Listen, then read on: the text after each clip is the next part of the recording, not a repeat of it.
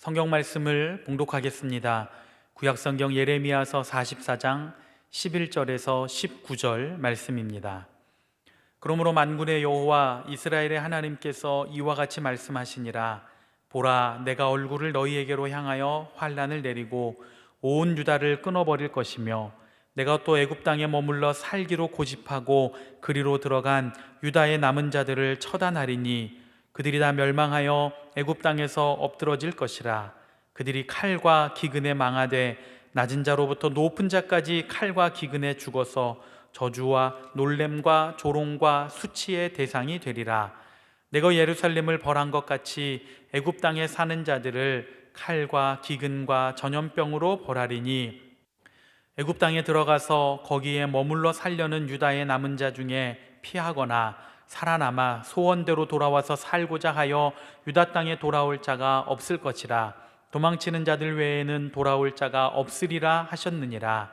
그리하여 자기 아내들이 다른 신들에게 분향하는 줄을 아는 모든 남자와 곁에 섰던 모든 여인, 곧 애굽 땅 바드로스에 사는 모든 백성의 큰 무리가 예레미야에게 대답하여 이르되, 내가 여호와의 이름으로 우리에게 하는 말을 우리가 듣지 아니하고 우리 입에서 낸 모든 말을 반드시 실행하여 우리가 본래 하던 것 곧 우리와 우리 선조와 우리 왕들과 우리 고관들이 유다 성읍들과 예루살렘 거리에서 하던 대로 하늘의 여왕에게 분향하고 그 앞에 전제를 드리리라. 그때에는 우리가 먹을 것이 풍부하며 복을 받고 재난을 당하지 아니하였더니, 우리가 하늘의 여왕에게 분향하고 그 앞에 전제 드리던 것을 패한 후부터는 모든 것이 궁핍하고 칼과 기근의 멸망을 당하였느니라 하며, 여인들은 이르되, 우리가 하늘의 여왕에게 분향하고 그 앞에 전제를 드릴 때에 어찌 우리 남편의 허락이 없이 그의 형상과 같은 과자를 만들어 놓고 전제를 드렸느냐 하는지라. 아멘. 오늘 우리가 읽은 말씀은 하나님의 심판을 피해 애굽으로 도망을 간 유다 피난민들에게 임할 심판을 묘사하고 있습니다. 11절에서 하나님은 자신의 얼굴을 유다에게 향할 것이라고 하면서 심판을 이야기하십니다. 성경에서 하나님의 얼굴은 하나님의 임재를 상징합니다.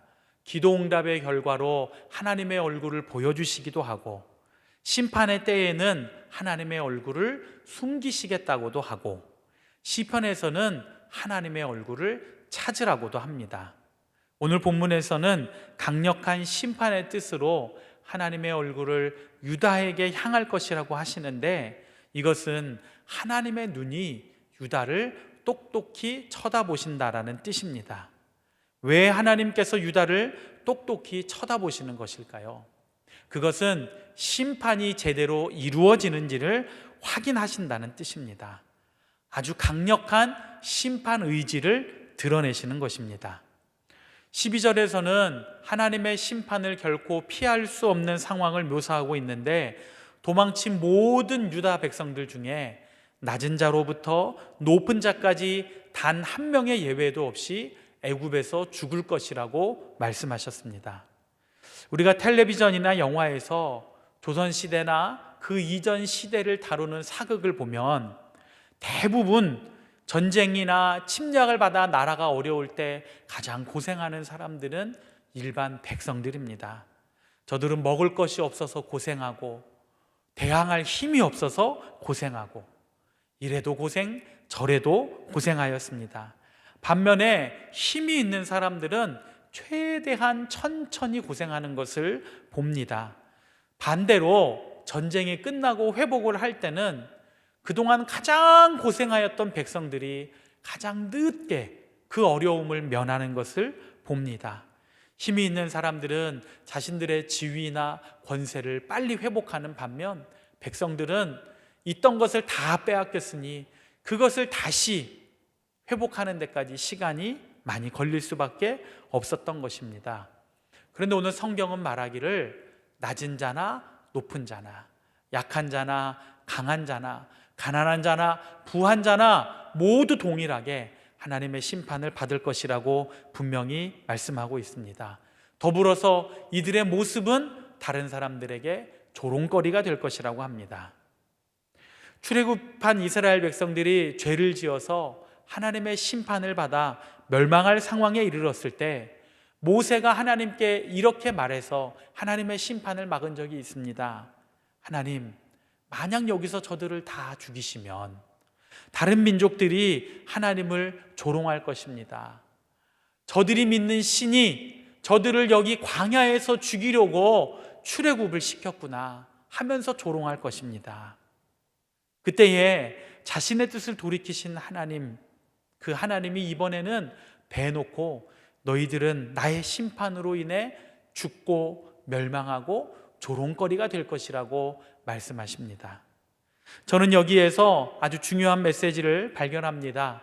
하나님의 심판을 면할 수 있는 기회가 더 이상 주어지지 않을 때도 있다는 것입니다. 하나님은 분명히 사랑의 하나님이시지만 때로는 우리에게 분명한 한계를 일러주심으로써 공의를 드러내시고 자신의 뜻을 이루시는 분입니다. 그러므로 여러분, 하나님을 두려워하시기를 바랍니다. 하나님의 사랑은 무한하지만 하나님의 심판은 매우 엄정하고 분명합니다. 심판과 경고의 말씀 앞에서 여러분의 신앙을 분명히 점검하시기를 바랍니다. 반복해서 심판의 메시지가 선포되자 이를 듣고 있던 유다 백성들의 반응이 15절 이하에 나옵니다. 저들은 분명하게 말합니다. 우리는 예레미야가 여호와의 이름으로 하는 말을 듣지 않겠다. 이 한마디에 아주 중요한 내용이 담겨 있습니다. 우선 백성들은 예레미야의 예언이 하나님께서 주시는 말씀이라는 것을 분명히 알았습니다. 그런데 왜 저들은 하나님의 말씀을 듣고도 회개하고 돌이키지 않았던 것일까요? 이것은 철부지 어린아이 같은 단순한 반항 심리가 아닙니다. 저들이 영적으로 죽은 자와 같은 상태이기 때문에 저들은 하나님의 말씀에 제대로 반응할 수 없었던 것입니다. 정상적인 신앙을 가지고 계신 분이라면 하나님의 말씀을 들었을 때 그 말씀에 대한 어떤 반응이 나오게 되어 있습니다. 마음에 찔리고 움직임이 있고 내 생활에 어떤 변화를 일으키겠다는 결심을 하고 작지만 그것을 실천으로 옮기는 그런 변화, 그런 반응, 이것이 사실은 정상적인 신앙을 가진 사람의 모습입니다. 우리가 그 실천을 정말 꾸준히 하지 못할 때도 있지만 움직임이 있는 신앙, 하나님의 말씀을 들었을 때 반응하는 신앙이 사실은 정상이라는 이야기입니다. 그런데 아무런 감동도 없고 움직임도 없다면 이것은 영적으로 매우 심각한 상황이 아닐 수 없습니다. 결국 하나님의 백성들이 하나님의 심판을 받는 이유 중에 하나는 몰라서가 아닙니다. 알면서도 움직이지 않았기 때문입니다. 오늘 우리가 정말 몰라서 하나님께 책망을 받을까요? 정말 우리가 알지 못해서 하나님의 심판을 피할 수 없는 것일까요? 여러분 한번 여러분의 신앙을 점검해 보시기를 바랍니다. 17절과 18절에서 백성들이 이렇게 말합니다. 우리가 전에 우상을 섬길 때는 먹을 것도 풍부하고 복도 받고 평안하고 너무나 행복한 삶을 살았는데 우상을 섬기지 않은 오늘의 결과가 너무나 비참하다, 힘들다. 그러니까 우리는 다시 우상을 섬겨야겠다.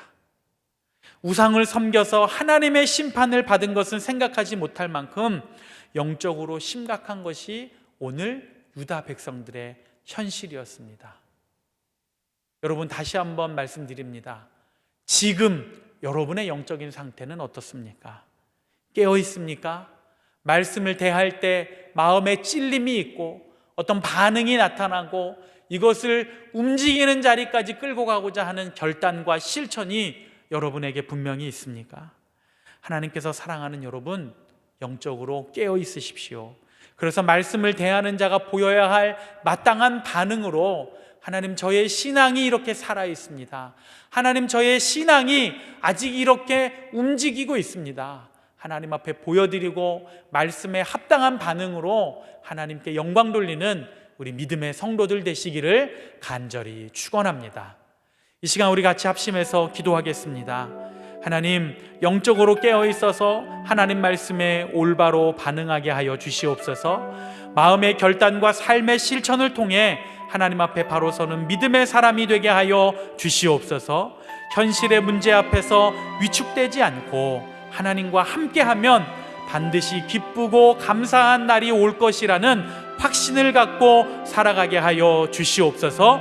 우리 이 시간 합심해서 기도하겠습니다. 사랑과 은혜가 풍성하신 하나님 아버지, 오늘 주님의 말씀을 통하여 저희 신앙의 도전을 주시니 감사합니다. 저희가 하나님의 말씀을 들을 때에 잘 듣는 것도 중요하지만, 그러나 들은 말씀에 합당한 반응으로 우리의 영혼이 살아있음을 느끼며 우리의 영혼이 살아 숨쉬고 있음을 하나님 앞에 온전히 고백하는 저희들 모두가 되게 하여 주시옵소서. 전능하신 하나님 아버지, 우리 주님의 크고 놀라우신 은혜와 사랑이 우리 안에 늘 살아 숨쉬는 그 신앙의 흐름으로 잘 이루어지고 나타나게 하여 주시옵소서.